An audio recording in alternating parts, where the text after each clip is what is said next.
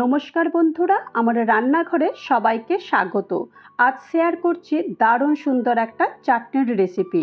আর এই চাটনির রেসিপিটা যে কোনো স্ন্যাক্সের সঙ্গে একদম পারফেক্ট। তাতে তন্দুরি চিকেনই বলো আর যে কোনো ডিলিশিয়াস স্ন্যাক্স। তো চলো দেরি না করে কিভাবে বানিয়েছি সেটা দেখে নিই। প্রথমেই এখানে আমি 1 কাপ ধনেপাতার কুচি নিয়ে নিয়েছি।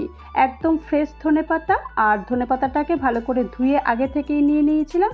আর এখানে আমি পুদিনার স্টেম নিয়ে নিয়েছি। এই 7-8টা মতন পুদিনার স্টেম নিয়ে নিয়েছি। আর এখন ওগুলো আমার অবশ্যই আগে থেকে ধোয়া রয়েছে।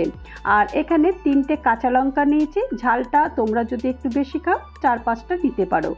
আর এখানে আমি 1/4 চামচ জিরের গুঁড়ো দিয়েছি, আর 1/2 চামচ চাট মশলা দিয়েছি, আর পরিমাণ মতো নুন, আর 1 চামচ আমি লেবুর রস দিয়েছি, আর সামান্য পরিমাণ জল দিয়েছি। এগুলো সমস্ত কিছু দিয়ে একটা দারুণ সুন্দর একটা পেস্ট তৈরি করব। আর এখানে একটা বোল নিয়ে নিয়েছি, আর এখানে আমি 1/2 কাপের থেকে একটু বেশি দই নিয়ে নিয়েছি। আর এটা টক দই, আর টক দইটাকে ভালো করে বেশ ফেটাতে হবে।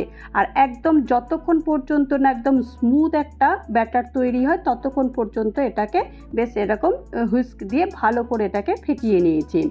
আর ফেটিয়ে নেওয়া হয়ে গেছে। আর এখন যে পেস্টটা করে রেখেছিলাম ধনেপাতার, সেই পেস্টটা দিয়ে দেবো।